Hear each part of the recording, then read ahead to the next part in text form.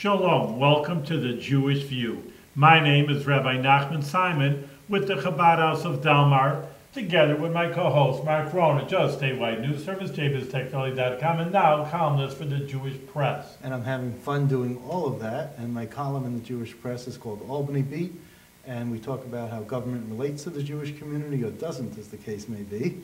But talking about government, the Albany County government, we have a county legislator here with us as our guest. Doug Bullock is returning for a second time, so we must have treated you well the first time, but welcome to the Jewish View. Well, thank you for having me back, and I appreciate coming on the Jewish View. I really have been immersed in campaigning for Bernie Sanders, and have just gotten over the recent campaign, and things have seemed to die down, but they're suddenly perking up again because it's not over with. And I constantly have to remind people it's not over.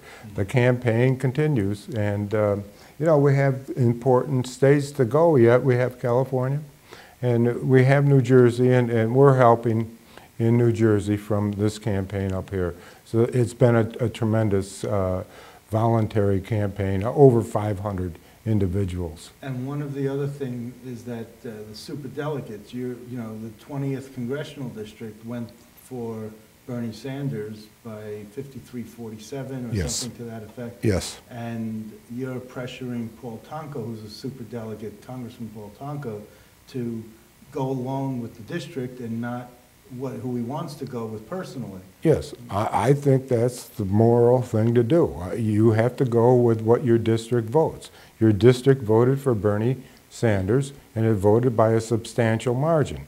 5% in anybody's book is over the case of the margin for error. So I think you have to go with what your district voted, and if you don't, you're a superdelegate and committed to an establishment that needs reform.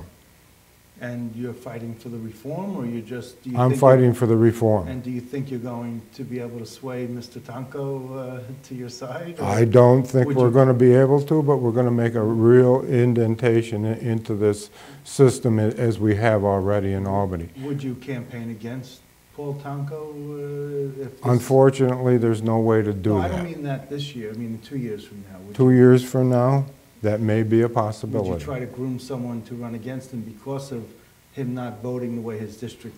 That may be a possibility. Might be a possibility, okay. What seems to be a big issue at the county legislature? Well, the raising the age of smoking is on tonight at the county legislature. Yeah, what do you want to raise it to? 21 from 18. From 18? I'm personally... Is it 18 now? It's 18 now. Okay. They want to raise to 21. Right. And you're going to vote for that? I'm going to support it. Why? I'm going to support it because I believe it saves lives. And, you know, if it saves lives because of, you know, tobacco and nicotine, which is a cancerous form of substance, and I think that, you know, if we save anybody's life by doing that, it's even one, I'm for it. Yeah, but you were saying before, you know, if you could fight and go to war at 18, why can't you smoke? I mean, that's such a high-stress area. I mean, I'm not in favor of smoking. I'm not advocating smoking. But, you know, if you can go to war at 18 and risk your life, you know, you don't feel you should be able to light up at 18. Yeah. That's a, you know, an injustice. I agree. It's not fair. That, and I've been contacted by people in my district on that issue, because I do have the district that's the downtown SUNY campus.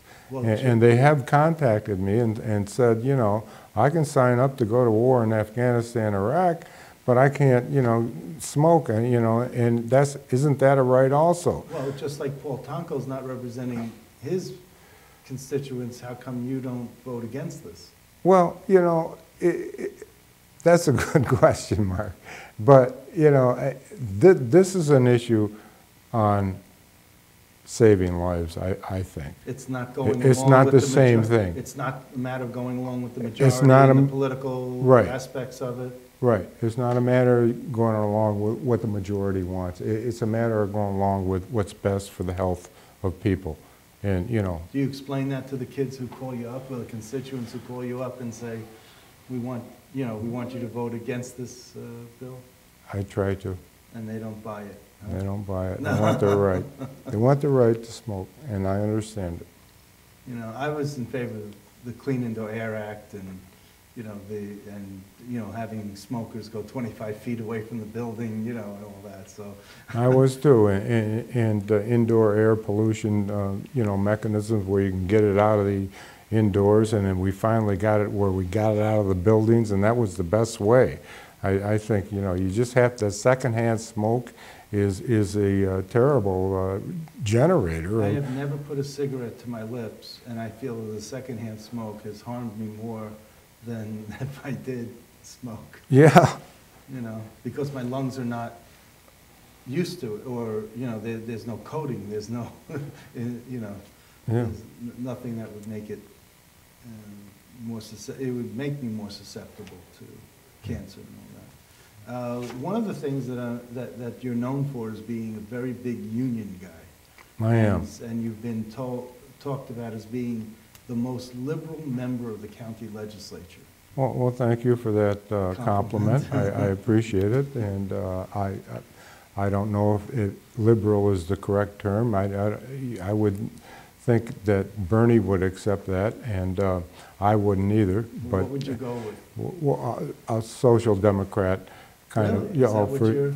Well, for sure. In terms of improving the lives of people in the Albany County Legislature, and that's what the label I would prefer. And Mario Cuomo had another label. He said progressive pragmatist. Yeah, well, pragmatist for Mario may not work out, especially if the investigations into his background doesn't work out. Mario Cuomo said that. Oh, Mario Cuomo Cuomo said he was a progressive pragmatist. Oh, okay. Now, Andrew is a whole other story, but the first Governor Cuomo always didn't want the liberal moniker. You're right, Mario. Yep. Yeah. but then again, Mario was one of the main progressive advocates of neoliberalism, and I think that he was on the wrong track then, and Andrew is following in the same footsteps now. And we've got the biggest corruption in state government we've ever had, so we got a problem here, especially with Shelley going down, and this week with Dean Scullis, and then probably. John Sampson later this month. John Sampson. I mean, and Malcolm Smith was already put away. Right. It doesn't look good for New York State, and that's to put it real easily, because we've got problems, and we got to have reform, and I don't know if any of the bills will do this. And it's important that we look at what bills are important, are out there that really serve. I don't believe you can legislate ethics. That's my issue with this whole thing. I mean, you're either a good person. I mean, look, you shouldn't leave your door wide open. You should have a lock on the door, so that the burglars don't, make it more difficult for the burglars to get in. But the burglars are going to get in. And the same thing with ethics. I mean, yeah, you should have laws, but no matter what laws you have, there's always going to be some other way of getting in and getting beyond it. And you can't legislate ethics. It's what's in your heart. It's what you were brought up with. You may not be able to legislate ethics, but you can have penalties when you find something wrong. And there should be penalties for everybody that is found wrong in this instance. And, I think it should be a situation where the penalty should match the crime. And you got to be careful on the crime here in terms of who was influencing who. And it depends on the specific circumstances. I've heard from some people in the assembly that they are kind of upset with the fact that they could have a consultant for their campaign, and then right day after election day or whatever, you have them coming to you as a lobbyist, and they're asking for you to support a bill when you just paid them as a campaign consultant. Yeah. And they see that as being, really a problem. We got a real open door policy problem with New York State government in terms of people going through that open door from government to private industry and private industry into government. And, you know, there's got to be some way to stop it, because once you get into private interest and certain interests take over, you get into incidents like what happened to Shelley Silver. So we got to stop it. And, you know, I'm for legislation that does that.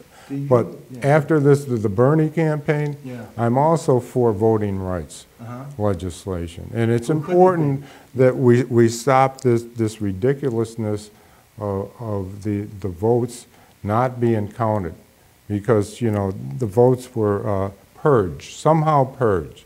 Okay, and the rule is supposed to be 2 presidential elections, and you're out, okay, you're purged.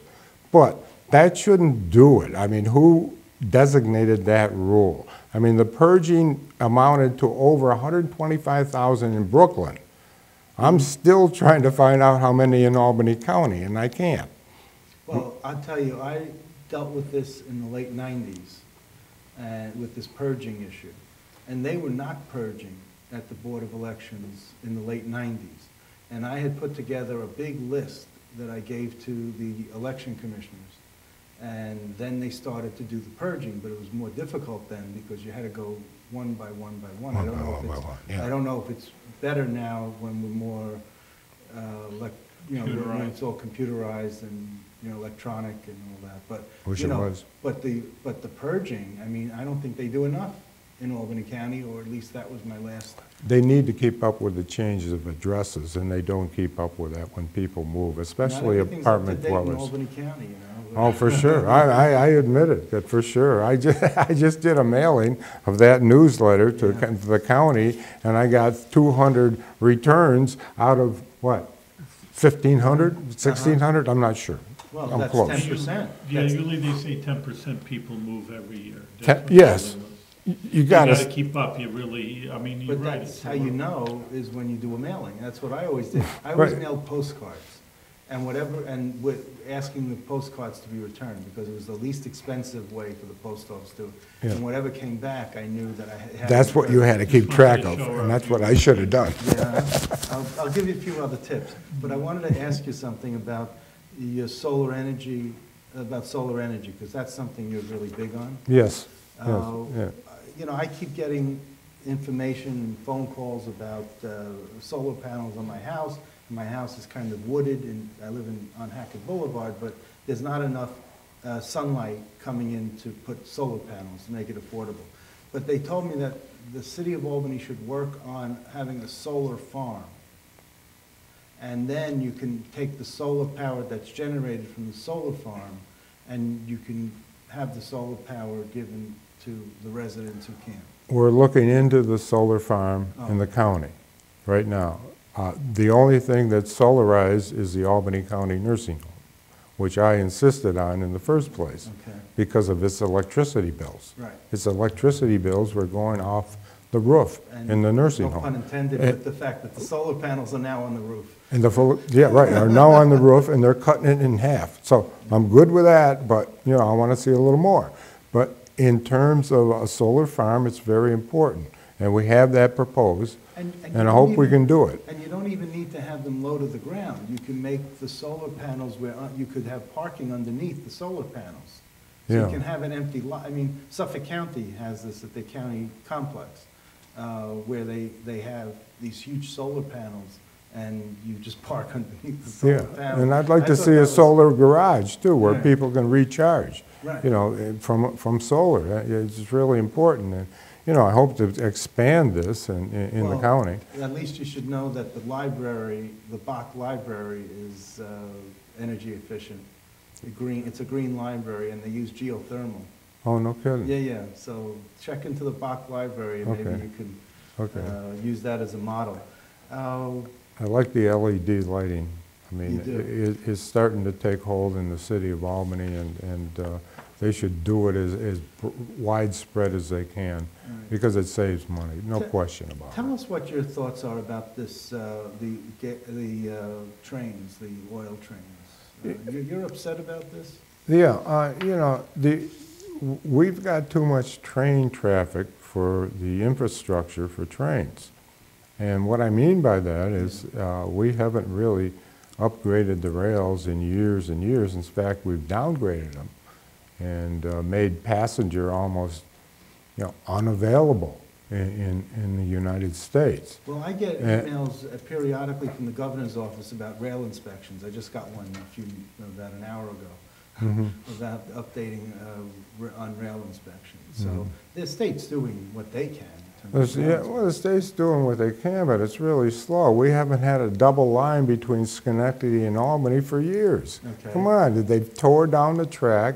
There's a single line between Albany and Schenectady, and you can't run two trains both ways. So, that really hurts in terms of your traffic. So the traffic going west to Buffalo, back to Albany is real slow. One of the things that it's real slow is because of the trains that are taking fracked crude oil. And it is fracked crude oil that's being transported mostly by these trains. And they're getting bigger and bigger and bigger. Longer and longer, you mean? Yeah. Right. Longer and longer. Right. Longer and longer. Some of them are a mile and a half. It's incredible how long they are now. And big black cars. Big black tanker cars. And some of them, I understand most of them are not current in terms of, having a double tank and being real safe. Most of them are the old type. 60% is the number I've heard that are the old type of tanker cars that are not safe. And, the sheriff, and I've talked to the sheriff on this issue of Albany County, and, how much of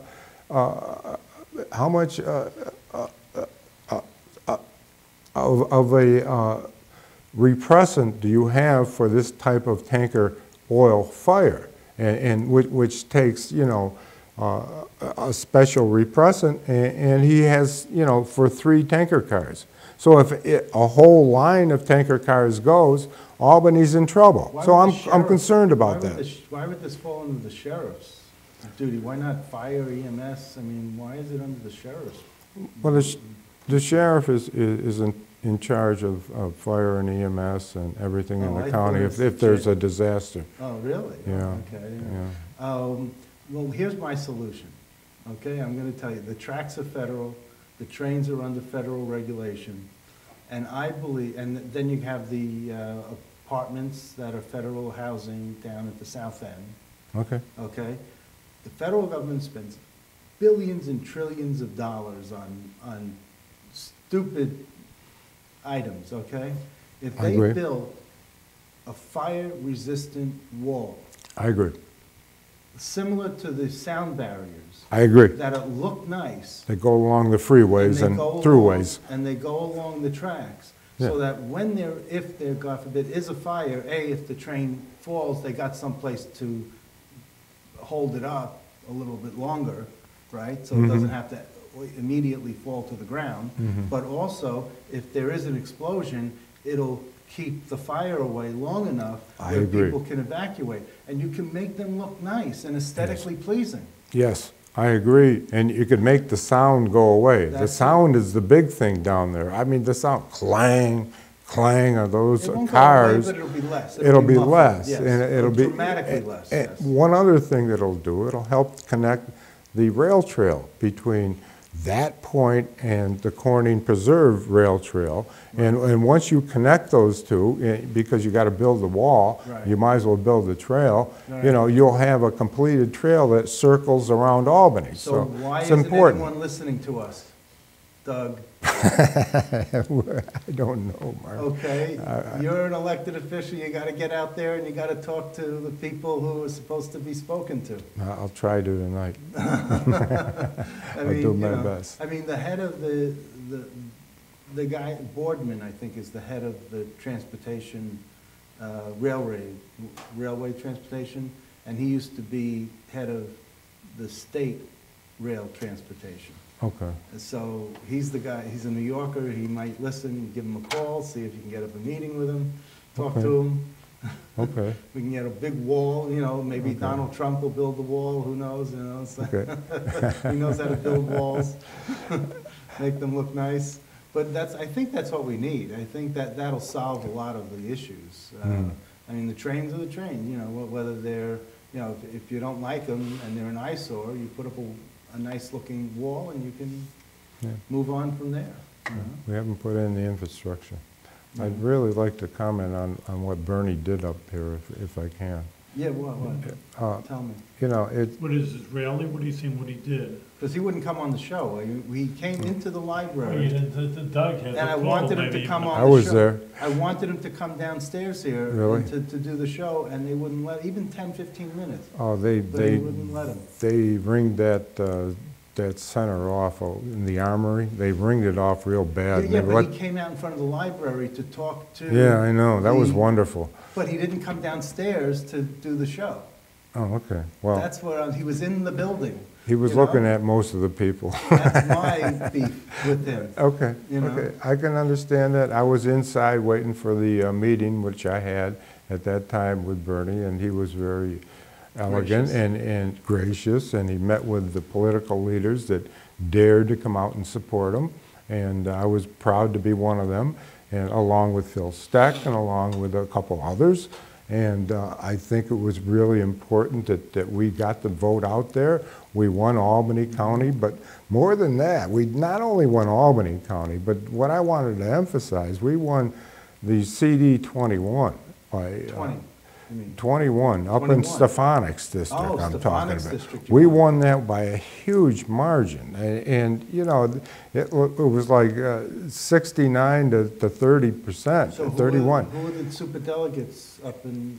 So the super delegates are going to be all Bernie delegates. They And, are? oh, yes, they Oh, are. good. And in fact, in CD 20, there'll be 4 Bernie delegates and 3 Hillary delegates, okay? Kathy Sheehan, Paul Tonko, No, Kathy Sheehan, Dan McCoy, yeah. and Carolyn McLaughlin. Oh, Okay, I the thought Kathy- 4, oh, let me give you the Kathy- 4 for Albany. Okay. 4 for Albany are Heather Spitzberg, Right, Josephine Moore, Larry Whitner, and Frank Barbaro. And now Frank is sort of bowed out, so I think it'll be Brian Alapet.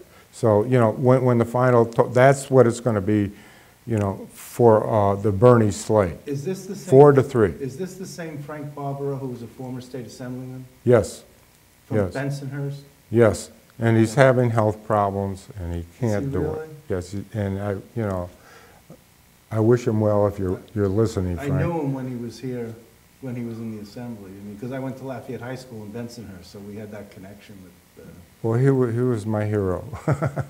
Yeah. Yeah, Mr. Labor, right? Yeah, Mr. Labor, and he was really wonderful for labor unions. Well, send him my best when you talk. Okay, Mark, I will.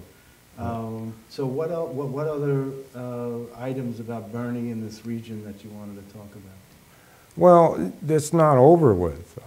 You know, it continues, and people shouldn't think that it's over with until the convention. And it'll be a contested convention. And, you know, I think it should be in terms of how many Regular delegates. regular delegates are there. Now, look at New York State. New York State, 47 to 13 in terms of counties. 47 counties voted for Bernie in New York State. 13. Okay, the only things that voted for Hillary was the counties of New York City, Syracuse, Buffalo, you know, Right. Rochester. Erie, Monroe, Right, the Onondaga. big cities Yeah. where the establishment was there. So, you know, we've got a new dynamic. We're not stopping after this primary. So a lot of people think that we're stopping. We're not stopping. We're going to go on and support the primary in New Jersey, which will be last, okay? California's last. California is not last. California's second last. New Jersey's last. And, you know, Okay. after California, I know that. June 7th. No, but I was thinking June 7th. Did you hear that Governor Chris Christie's going to head up Trump's transition team? I didn't hear that, but Okay. I imagine he'll be Trump's pick for vice president. Well, you know, Dick Cheney headed up George Bush's transition team, and Dick Cheney said, you know, I couldn't find anyone better than myself, so I'm going to, you know, I recommend myself as your running mate, you know. Dick would do that. I would never. But you know, it's a situation where look at Trump and look at this anti-immigrant, you know, Islamophobic creature. Is it really that, or is that just an image that the liberal Democrats are trying to make? I think it's really on the issues, and I don't think we've had an issue campaign yet. I mean, I don't think that he, you know, a lot of what he's saying now are, in fact, he said that on Meet the Press, is that they're policies, and obviously when you get down to negotiating with the Congress, you know, his positions that of what he's saying now in the campaign will obviously change on the compromise, and he's very much into compromising and, you know, striking the deal. Yeah. So, he can say whatever he wants, and the fact remains that he's been getting most of the publicity on the corporate media that we've had. And all we hear about is the race between Trump and Hillary. We don't hear about Bernie. So I'm really, you know, distrusted on that because of what is being reported.